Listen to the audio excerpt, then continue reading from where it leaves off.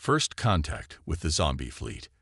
The vast expanse of space had always called to humanity, a siren song of endless possibility and adventure. But on that fateful day in 2157, as the UES Pathfinder drifted through the uncharted regions of the Orion Arm, no one aboard could have predicted the magnitude of their discovery. Captain Elena Rodriguez stood on the bridge, her dark eyes fixed on the main view screen. What they were seeing defied explanation. A massive fleet of derelict ships, each easily dwarfing the largest vessels humanity had ever constructed. The ships hung motionless against the backdrop of stars, their hulls pitted and scourged by eons of cosmic radiation. "Status report," Elena commanded, her voice steady despite the awe-inspiring sight before them. Lieutenant Commander Akira Tanaka, the ship's science officer, responded without taking his eyes off his console. "Scans indicate the fleet consists of over 300 vessels, Captain. They appear to be completely inert. No power signatures, no life signs. But there's something else." Elena raised an eyebrow. "Elaborate, Commander." Akira's fingers danced across his holographic interface. "There's a faint signal emanating from the central ship. It's unlike anything in our databases. I think it might be trying to communicate with us." The bridge fell silent, the weight of the moment pressing down on every crew member. Humanity had encountered alien life before, microbial organisms on distant moons, the ruins of long-dead civilizations, but never anything like this. Never a fleet that spoke of power beyond their wildest dreams. "Open a channel," Elena ordered, straightening her uniform. "Let's see if we can make first contact."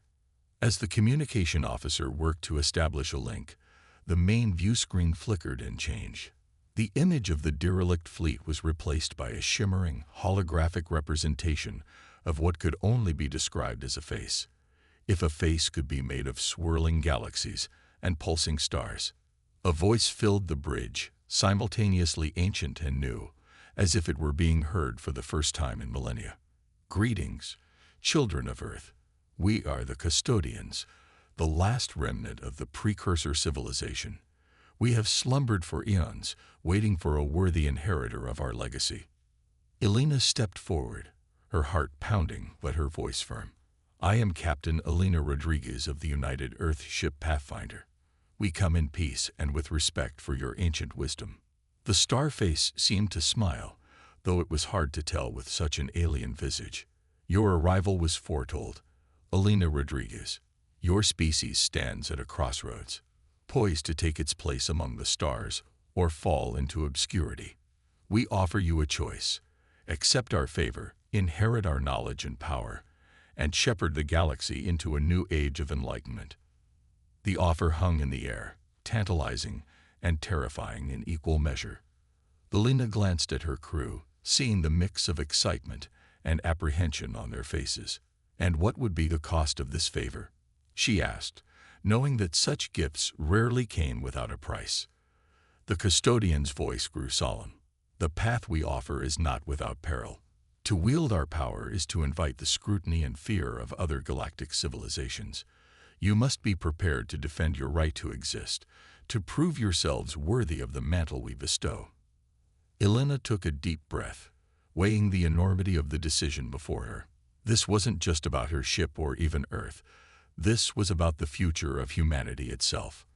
I cannot make this decision alone," she said finally. "This is something that must be discussed by all of humanity's leaders." The starface nodded, galaxies swirling in understanding. "We anticipated as much. We will remain here, dormant but watchful. When you have reached your decision, return to this place. But do not tarry over long. The universe is vast, but not infinite in its patience." As the transmission ended and the image of the fleet returned to the view screen, Elena turned to her crew. "Set a course for Earth, maximum speed. We need to convene the United Earth Council immediately." The journey back to Earth was tense, filled with speculation and debate. News of the discovery spread like wildfire through the ship, then across the solar system as they neared home. By the time the Pathfinder entered Earth orbit, The entire planet was abuzz with excitement and fear. The United Earth Council convened an emergency session, with Alina and her senior staff presenting their findings. The chamber was filled with holographic representatives from every nation and colony, their faces a mosaic of human diversity united in this pivotal moment. "We stand at a crossroads," Alina concluded her presentation, echoing the words of the custodian. "The choice before us is monumental.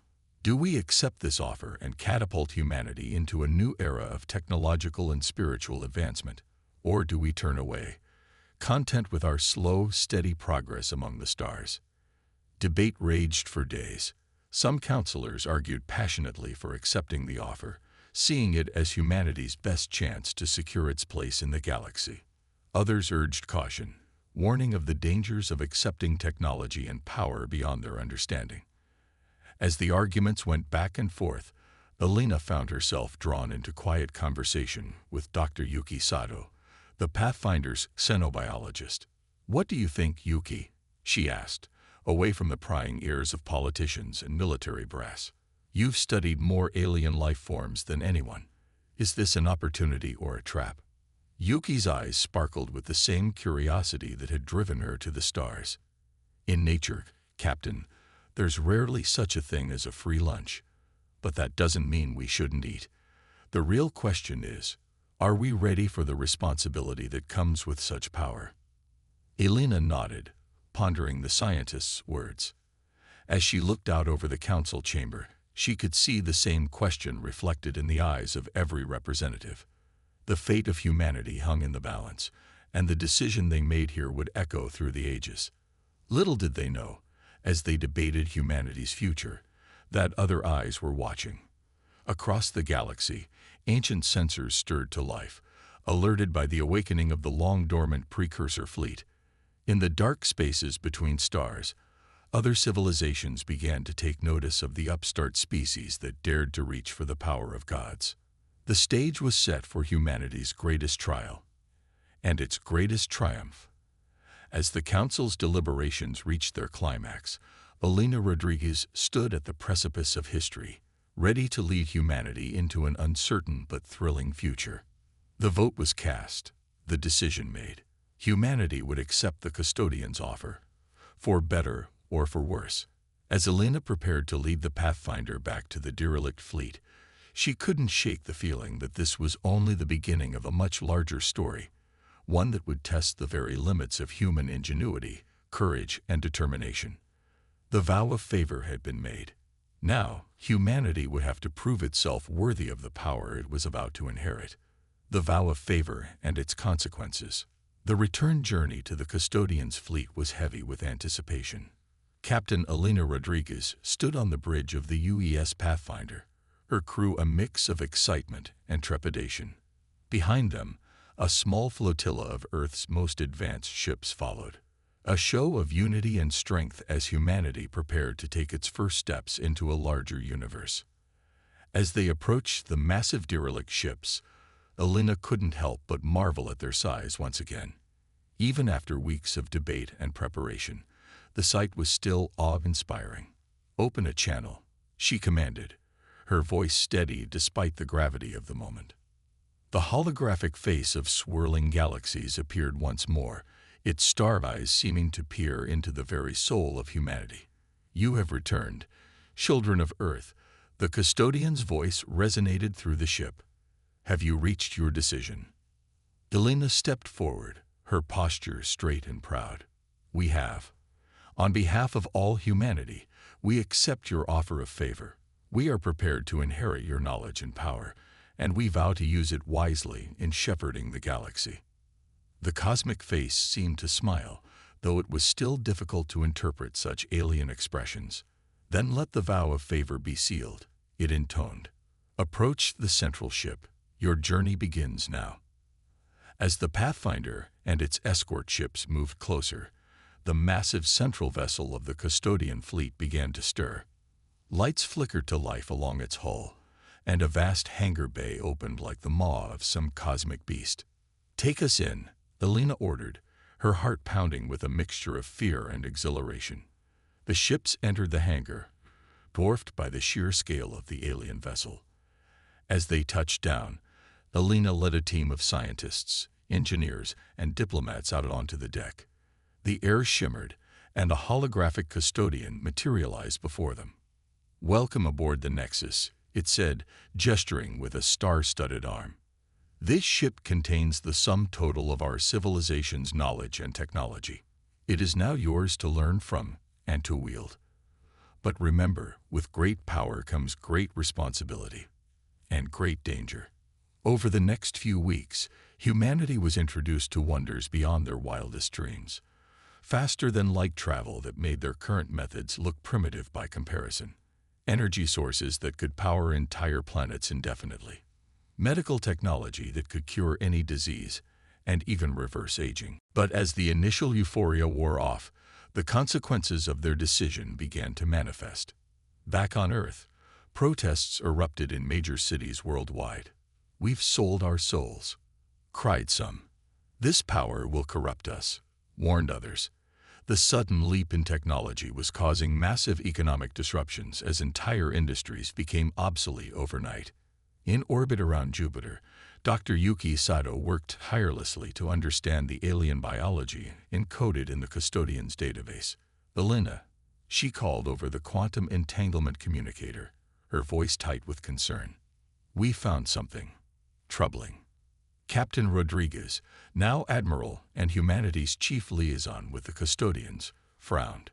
"What is it, Yuki?" "The custodians, they're not exactly what we thought they were. Their consciousness, it's artificial. And the biological components of their technology, it's not just alien, it's partially necrotic. We're dealing with a civilization that blurred the lines between life and death, organic and machine." Elena felt a chill run down her spine. "Are you saying we've made a pact with zombies?" "In a manner of speaking, yes," Yuki replied. "Highly advanced, benevolent zombies with godlike technology, but zombies nonetheless." As this revelation spread, it added fuel to the already raging fires of protest and fear. The term zombie fleet began to circulate, a name that would stick despite official attempts to discourage its use. Meanwhile, in the depths of space, other civilizations had taken notice of humanity's sudden technological leap.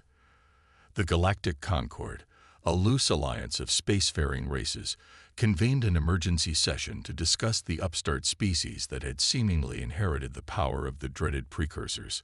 Azix, the avian representative of the Shrike Imperium, ruffled his feathers in agitation. "We cannot allow these humans to wield such power unchecked. They are children playing with the weapons of gods." Xinta, the gelatinous diplomat from the Mercian Collective, pulsed with a calming blue light. "Perhaps we should approach them diplomatically first. Offer guidance, ensure they understand the responsibilities that come with their newfound power." But it was Drakthor of the militant Vexkar horde who spoke the words many were thinking but afraid to voice. "We should crush them now, while they are still learning to use their new toys. Better to nip this threat in the bud than allow it to blossom into our destruction." As the Galactic Concord debated, the first signs of trouble appeared on the fringes of human space. A small mining colony in the Kuiper Belt went dark, all communications ceasing abruptly. When investigation teams arrived, they found the colony empty. No bodies, no signs of struggle, just an eerie absence. Admiral Rodriguez stood before the United Earth Council, her face grim as she delivered her report. "We have reason to believe this was not a natural disaster or accident, but a deliberate act by an unknown alien force. The custodians warned us that we might face opposition. It seems that warning has come to pass sooner than we expected." The council chamber erupted into chaos, fear and anger battling for supremacy. Elena raised her voice to be heard over the din. "We knew there would be challenges when we accepted the vow of favor. Now is the time to stand united, to show the galaxy that humanity is worthy of the trust the custodians placed in us." As her words rang out, a message flashed across her neural implant. A gift from the custodian technology. It was from the Deep Space Monitoring Station at the edge of the solar system. Multiple unidentified vessels entering the system. Configuration matches no known species. They're on an attack vector. Elena's blood ran cold. The consequences of their decision were arriving faster and more violently than anyone had anticipated. Humanity's trial by fire was about to begin, and the price of the zombie fleet's favor was about to become painfully clear. "Council members," Elena said, her voice cutting through the panic, "we are now at war. The choice we made to accept the custodian's offer has brought this upon us, but it has also given us the tools to fight back. We must now prove to the galaxy, and to ourselves, that we are worthy of the power we've been given." As alarms began to sound across Earth and its colonies, humanity steeled itself for the battle ahead. The vow of favor had granted them incredible power, but it had also painted a target on their back. Now they would have to fight not just for their survival, but for their right to exist as a galactic civilization. The first shots of an interstellar war were about to be fired, and humanity found itself at the center of a conflict that would determine the fate of the galaxy. The zombie fleet's favor had come at a price, and now it was time to pay. Humanity's technological leap. The skies above Earth crackled with energy as the first wave of alien attackers entered the atmosphere. But humanity was not caught unprepared.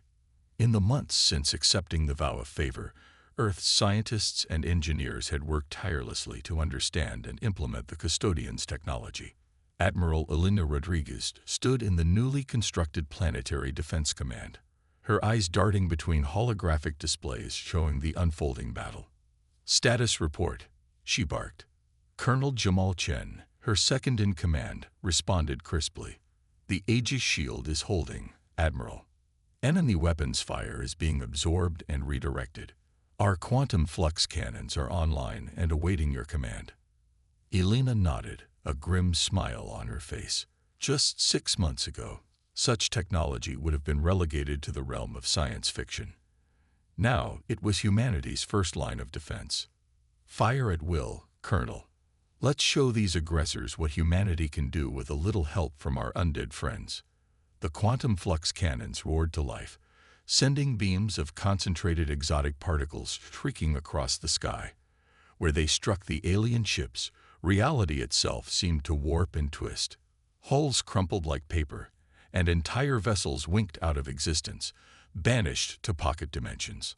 As the battle raged in orbit, Dr. Yuki Sato worked feverishly in her lab beneath the lunar surface. The biological components of the custodian technology had proven to be a goldmine of medical advancements.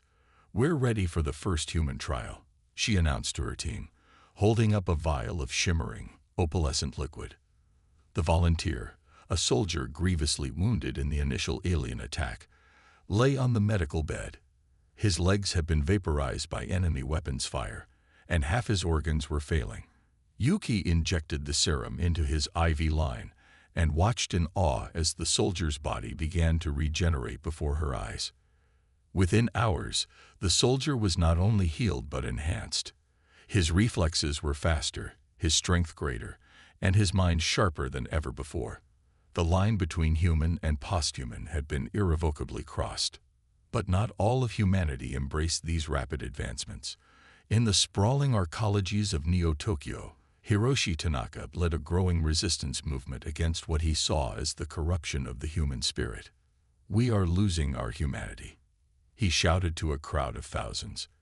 "These gifts from the zombie fleet are a Trojan horse, designed to turn us into soulless automatons like them." The crowd roared in agreement, their anger and fear palpable. Riots broke out in major cities worldwide as the gap between those who embraced the new technologies and those who rejected them grew wider.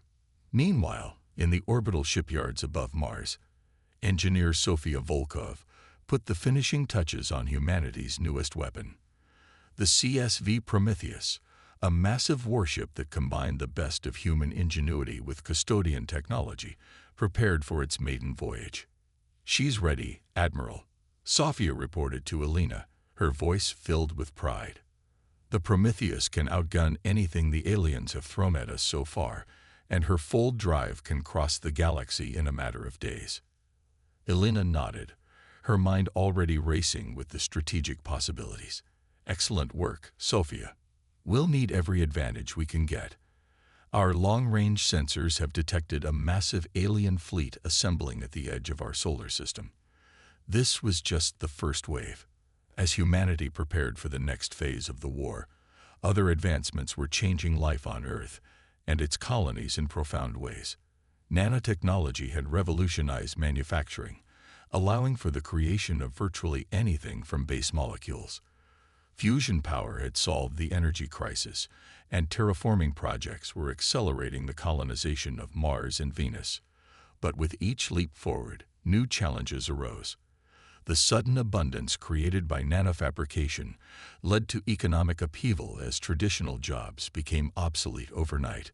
The ability to modify human genetics raised ethical questions about the very nature of humanity. In a secret facility on Europa, a team of scientists led by Dr. Marcus Wong worked on the most ambitious project yet, interfacing human consciousness directly with the custodian eye. If we can successfully merge human intuition with the processing power of the custodian systems, Marcus explained to a skeptical oversight committee, we'll have an unbeatable strategic advantage against any alien threat. The first test subject, a brilliant but terminally ill mathematician named Dr. Emily Graves, volunteered for the procedure. As the interface was activated, her consciousness expanded beyond the confines of her failing body, merging with the vast network of the zombie fleet. Emily's eyes snapped open, glowing with an otherworldly light. When she spoke, her voice resonated with the wisdom of eons. "I see everything," she whispered. "The past, the present, countless possible futures." But as Emily's mind expanded, something unexpected happened. The dormant systems of the zombie fleet began to stir, awakening from their millennia-long slumber. Across the solar system, the massive derelict ships of the custodian fleet lit up, their ancient engines humming to life. In the Planetary Defense Command, alarms blared as sensors detected the sudden surge of energy. Admiral Rodriguez stared at the displays in shock. What the hell is happening? Before anyone could respond, the holographic face of the custodian materialized in the center of the command center. But this time, it was different. More defined, more alive. "Children of Earth," it spoke, its voice no longer distant and alien but filled with warmth and vitality. "You have done well. Your ingenuity, your adaptability, your sheer determination, you have proven yourselves worthy inheritors of our legacy." The hologram expanded, showing the awakening custodian fleet. "The true test is yet to come. The enemy that forced us into our long slumber has returned, drawn by your use of our technology. But this time, we face them together, the wisdom of the ancients and the indomitable spirit of humanity united as one." As the implications of this revelation sank in, humanity stood at a crossroads once again. They had unlocked power beyond their wildest dreams, but at a cost they were only beginning to understand. The galaxy was watching. Enemies were closing in, and the line between human and posthuman was blurring. The technological leap had catapulted humanity into a new era, but it had also thrust them into the center of an ancient conflict. As the combined human and custodian fleet prepared for the battle to come, one question burned in every mind. Were they ready to face the true price of the zombie fleet's favor? The price of progress. The awakening of the custodian fleet had changed everything. As the massive ships took up defensive positions around Earth and its colonies, humanity grappled with the full weight of its decision to accept the vow of favor. Admiral Elena Rodriguez stood before the United Earth Council, her face a mask of determination. "The enemy fleet will reach our solar system in less than a week," she reported. "Thanks to the custodian's technology, we stand a fighting chance. But we need to address the fractures in our own society before we can present a united front." The council chamber erupted into heated debate. On one side, those who saw the alien technology as humanity's salvation. On the other, those who feared it would be their damnation.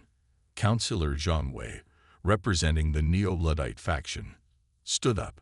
We cannot continue down this path of unchecked progress, he argued passionately. Already, we see the consequences. Millions unemployed due to nanofabrication. The rich becoming virtually immortal while the poor suffer. And now, we're merging human minds with alien AIs. Where does it end? Dr. Yuki Sato, newly appointed as the head of the Human Enhancement Division, countered. Progress has always had a price, counselor, but the benefits far outweigh the costs. Our medical advancements have eradicated disease. Our energy technology has ended poverty in many parts of the world, and our defenses may be the only thing standing between humanity and extinction. As the debate raged on, scenes of conflict played out across the globe. In the sprawling megacity of Lagos, riots broke out as protesters demanded access to life extension treatments that were currently only available to the elite. Police armed with non-lethal sonic weapons faced off against crowds augmented with black market enhancements. Deep in the Amazon, a group of environmental extremists launched an attack on a molecular assembler facility, claiming that the technology was destroying traditional ways of life and further separating humanity from nature.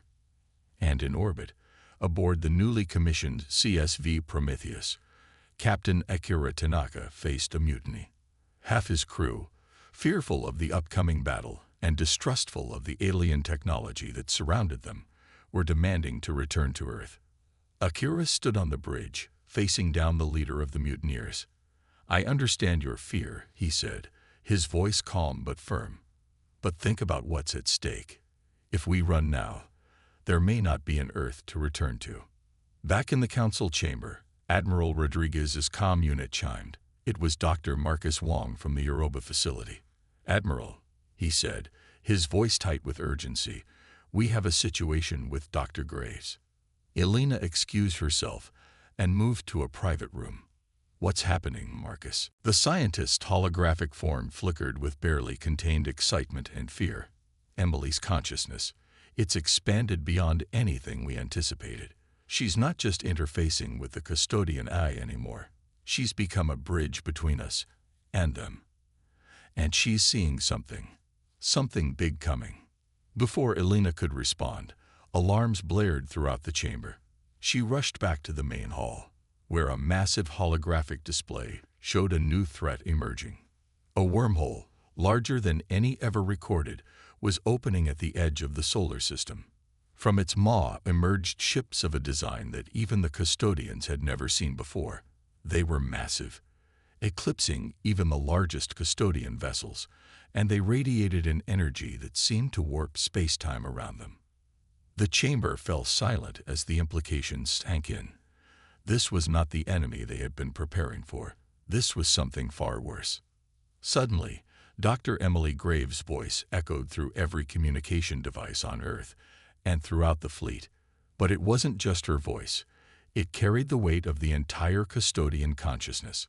"People of Earth and our custodian allies," she began, her tone both ominous and filled with strange hope.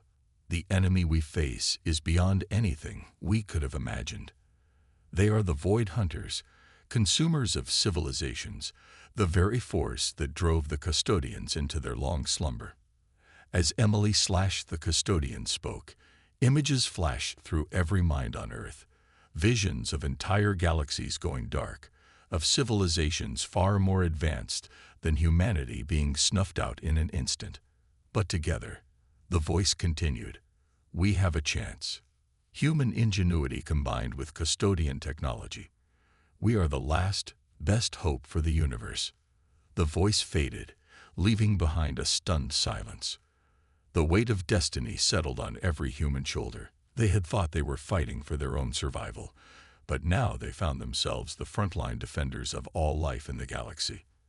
Admiral Rodriguez looked out at the council, seeing the fear in their eyes, but also the growing resolve. "Well," she said, breaking the silence, "I guess we don't have the luxury of debating ethics anymore. We do what we must to survive." Counselor John Way stood slowly. "Perhaps," he said, his voice heavy with the weight of the decision, "but we must not lose sight of our humanity in the process. If we sacrifice everything, we are to win this war, Can we really call it a victory? Elena nodded, acknowledging the wisdom in his words. You're right. We'll need to find a balance. But first, we need to survive. She turned to the rest of the council. I suggest we adjourn and reconvene with our top military and scientific minds. We have a war to plan. As the council dispersed, Elena couldn't help but feel the bitter irony. They had accepted the vow of favor to secure humanity's place among the stars. Instead, they found themselves fighting for the survival of all life, shoulder to shoulder with the very beings they had once feared. The price of progress had been high, but the cost of failure would be infinitely higher. As humanity prepared for the greatest battle in its history, one question remained. Even if they won, would they still be human when the dust settled? The Void Hunters approach, their impossible ships distorting the very fabric of space. On Earth and throughout the solar system, humans and custodians alike prepared for war. The next few days would determine not just the fate of humanity, but the fate of all life in the galaxy. The true test of the vow of favor was about to begin. Humanity's stand and the fleet's awakening. The solar system had become a fortress. Every planet, moon, and asteroid bristled with weaponry, a mix of human ingenuity and custodian technology. The combined fleet of Earth and the awakened zombie fleet formed a defensive line that stretched from Mercury to the Kuiper Belt. At the heart of it all, aboard the CSV Prometheus, Admiral Elena Rodriguez and a holographic representation of the custodian consciousness prepared for the battle that would decide the fate of not just humanity, but all life in the galaxy. The Void Hunters will be within weapons range in 10 minutes, reported Captain Akira Tanaka, his voice steady despite the weight of the moment. Elena nodded, her eyes fixed on the tactical display. The enemy ships were unlike anything they had ever seen. Massive dark structures that seemed to absorb light rather than reflect it. Are all ships in position? The custodian's star face shimmered. Our fleet is ready, Admiral. But we must warn you. The weapons of the Void Hunters are beyond even our comprehension. They do not destroy matter. They erase it from existence. A chill ran down Elena's spine, but she steeled herself. Then we'll just have to hit them before they can hit us. All ships, prepare to engage on my mark. As the fleets drew closer, tension mounted across the solar system. On Earth, in the underground bunkers and hardened shelters, billions watched the unfolding battle through neural feeds. Among them was Hiroshi Tanaka, once a leader of the anti-technology movement, now huddled with his family, praying for the success of the very forces he had once opposed. In her lab on Europa, Dr. Yuki Sato worked feverishly, putting the finishing touches on a last-ditch weapon, a biological agent designed to target the strange, quasi-living technology of the Void Hunters. It's ready, she announced over the comm. But we'll need to get it inside their ships for it to work. Back on the Prometheus, Elena received the message. Understood, Doctor. We'll find a way. She turned to the custodian hologram. Can your ships get us close enough? The star face seemed to frown. It is possible, but the risk is extreme. We would be sacrificing many of our vessels. Elena's jaw tightened. If it's our only shot, we have to take it. The battle began with a flash of light that outshone the sun. The Void Hunters struck first, their impossible weapons carving holes in reality itself. Where they hit, ships and space stations simply ceased to be, leaving behind nothing but the silent scream of radio static. But humanity and their custodian allies gave as good as they got. Quantum flux cannons warped the hulls of Void Hunter ships. Swarms of nanobots ate through their defenses. And all the while, the CSV Prometheus and a contingent of custodian ships fought their way closer to the heart of the enemy fleet. On Earth, Dr. Marcus Wong watched in awe as Dr. Emily Graves, her consciousness now fully merged with the custodian AI, coordinated the entire defense. Her mind, augmented beyond human limits, processed information from millions of sources simultaneously, predicting enemy movements and countering them in real time. This is it. Emily's voice echoed across the fleet. "The Prometheus is in position, deploying the payload." Elena gripped her command chair as the ship shuddered under enemy fire. "Do it." A swarm of microscopic robots, each carrying Dr. Seto's biological agent, burst from the Prometheus's launch tubes. They streaked across space, weaving through the chaos of battle, heading for the largest of the Void Hunter ships. For a moment, nothing seemed to happen. Then, like a cancer spreading through a body, the biological agent began to take effect. The Void Hunter ship's surface began to bubble and warp, its impossible geometry twisting in on itself. "It's working." Yuki's voice came through the comm, filled with equal parts excitement and disbelief. But the victory was short-lived. As the lid ship of the Void Hunters began to disintegrate, the others turned their full attention to the Prometheus and its escort. "Brace for impact," Elena shouted, but her words were drowned out by the sound of reality itself tearing apart. In that moment, as oblivion reached out to claim them, something extraordinary happened. The custodian ships surrounding the Prometheus began to glow with an inner light. Their forms shifted, becoming more fluid, more alive. The hologram on the bridge flickered in change, showing not just the star face of the custodian consciousness, but countless faces, the accumulated visages of every species that had contributed to their vast civilization. "We remember now," the voices said in unison. "We remember who we were, who we are meant to be." The glowing custodian ships rushed forward, interpositioning themselves between the Prometheus and the Void Hunter's attack. As the Erasure beams struck, the ships didn't disappear. They transformed, becoming beings of pure energy and consciousness. These ascended beings swept through the Void Hunter fleet like a cleansing fire. Where they passed, the enemy ships crumbled, their impossible technology no match for the power of a truly awakened posthuman civilization. In a matter of minutes, it was over. The Void Hunters were gone, erased from existence by the very power they had wielded against others for eons. As the light of battle faded, Elena and her crew found themselves facing not the custodian ships they had known, but a vast, shimmering field of conscious energy. "You have awakened us," the voices said, now sounding both familiar and utterly alien. "In facing this threat together, in combining the best of your species with ours, we have achieved what we always sought: true transcendence." Elena stood, her voice shaky but determined. What happens now?" The energy field pulsed, and suddenly, every human in the solar system found their minds gently touched by the ascended consciousness. In that touch was an offer, an invitation to join them in transcendence. Elena stood, her voice shaky but determined. What happens now?" The energy field pulsed, and suddenly, every human in the solar system found their minds gently touched by the ascended consciousness. In that touch was an offer, an invitation to join them in transcendence. "The choice is yours," the voices said. "You can join us, evolve beyond the limitations of physical form, or you can remain as you are, to chart your own course among the stars. The vow of favor has been fulfilled. You have proven yourselves worthy inheritors of the cosmos." In that moment, humanity stood at the precipice of its greatest decision. The price of progress had been high.